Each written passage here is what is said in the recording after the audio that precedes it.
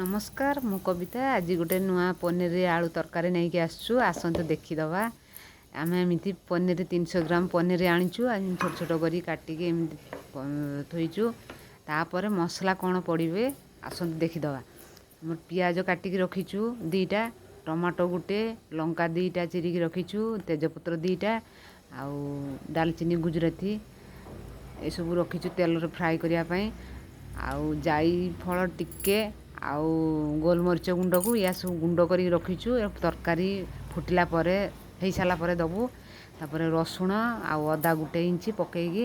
आम से ग्राइंडिंग करूँ देखु कसूरी मेथी आम आनीचु तरकारी मसला कषिला बेले आम दबु सहीटा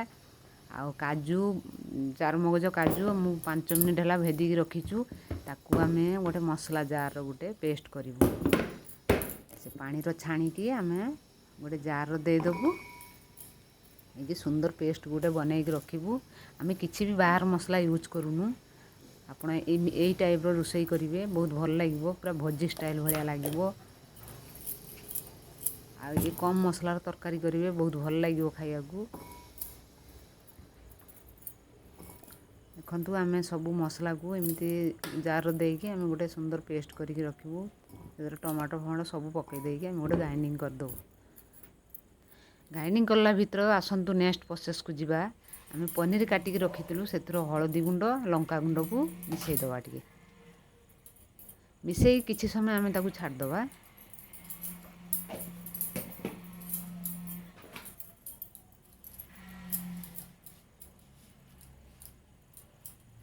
टिके केयरफुल गोलेबे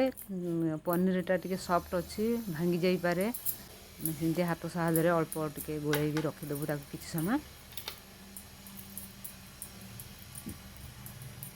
तापर आसतु नेक्स्ट प्रोसेस को जीवा आम गोटे कढ़ाई तेल गरम करके रखी से आम पनीर गुड़ाक पकईदेबू गोटे गोटे करके अल्प भाजबे बेसी भाजिया दरकार नहीं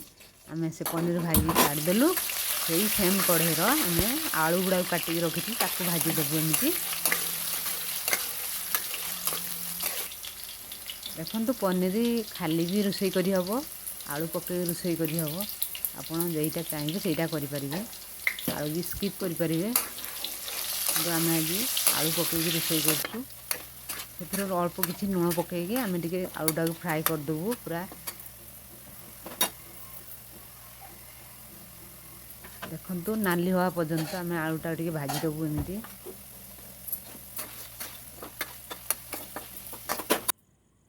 आम आलूटा काढ़ी आणबू काढ़ी सारापर से टे तेल पकईबू कढ़ईर तेल पकईकी आम अल्प टिके चीनी पकईबू से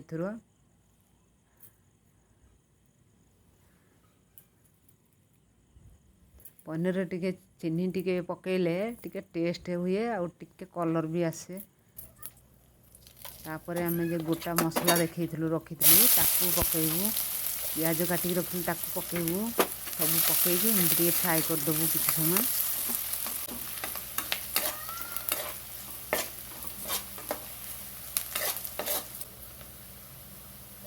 किसी समय ताकू एमती फ्राए करदेबू तापर आम हलदी गुंड गोटे चामच पकईलु तापर लंका गुंड किसी पकईबू आप जे जेतिकी राग खाऊे से हिसाब से पकईबे कम बेसी करें सब पकईकी आम ताकू टिके एमती तेल फ्राए करदेबू टिके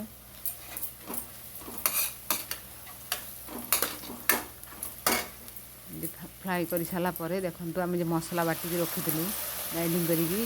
से मसलाटा को आम एबे देदेबू दे सारा पर किसी समय ताकू सब मिसई दबा होकर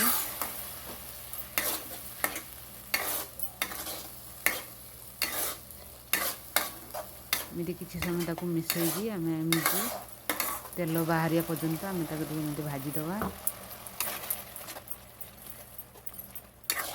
देखो अल्प टिके पानी पकईकी आम मसलाटा भी कषुचु मसलाटा जिते कषिबे सेते तरकारी टेस्ट हम भल आम एमती घोड़ाई देलु सीझापी किसी समय आपड़ किए केते प्रकार पनीर रोसई करते किंतु आम आज यही टाइप करछु आप निश्चित यही टाइप रोसई करेंगे बहुत भल लगे खाया एकदम भोजी स्टाइल हम भोजी भाया टेस्ट आसो कम मसलार ଏ ତରକାରୀଟା ଖାଇବେ ବହୁତ ଭଲ ଲାଗିବ। ଦେଖନ୍ତୁ ଆମେ ସେଥିରେ ସବୁ ପକାଇଦେଲୁ କଟା ଲଙ୍କା ଆଉ କସୁରୀ ମେଥି ପକାଇଲୁ, ଲୁଣ ସ୍ୱାଦ ହିସାବରେ ପକାଇଦେଲୁ। କିଛି ସମୟ ତାକୁ ଏମିତି ଗୋଳେଇ ଦେବୁ। ତାପରେ ଭାଜିକି ରଖିଥିଲୁ ଯେ ଆଳୁ ତାକୁ ପକାଇଦେବୁ। ଆଳୁ ପନିର ସବୁ ଭାଜିକି ରଖିଥିଲୁ ସେଥିରେ ପକାଇଦେବୁ ସବୁ ସାଙ୍ଗରେ ଏମିତି ପକାଇକି ଆମେ କିଛି ସମୟ ମସଲା ସାଙ୍ଗରେ ଫ୍ରାଏ କରିଦେବୁ ତାକୁ ଟିକେ।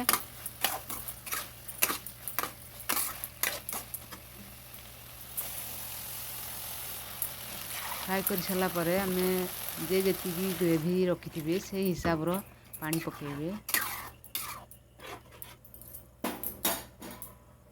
ଦେଖନ୍ତୁ ସେଥିରେ ଆମେ ଆଳୁଟା ସିଝିବା ପାଇଁ ଆମେ ଟିକେ ତାକୁ ଘୋଡ଼ାଣି ଲଗାଇଦେବୁ। ଟିକେ ଘୋଡ଼ାଣି କିଛି ସମୟ ଲାଗିଲା ପରେ ମୋର ଆଳୁ ସିଝିଲା ନା କାଇଁ କ'ଣ ଦେଖିବା।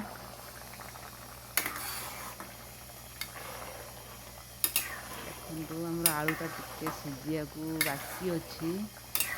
ଆମେ ଆଉ ଟିକେ ତାକୁ କଭର୍ ଦେଇଦେବୁ।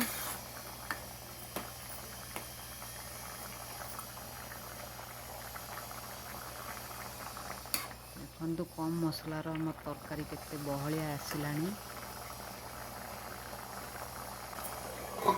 ଆମେ ଆଉ ଟିକେ କଭର୍ ଲଗାଇ ଦେଇକି ତାକୁ କିଛି ସମୟ ଛାଡ଼ିଦେବୁ।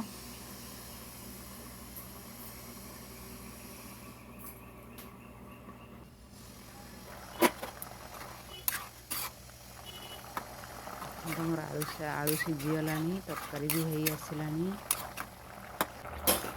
ଆମେ କ'ଣ କରିବା ଏଇ ଷ୍ଟେଜ୍ରେ ଆମେ କ'ଣ କରିବା, ସେଇ ଗୁଣ୍ଡ ମସଲା କରିକି ରଖିଥିଲୁ ଗୋଲମରିଚ ଆଉ ଜାଇଫଳ ଟିକେ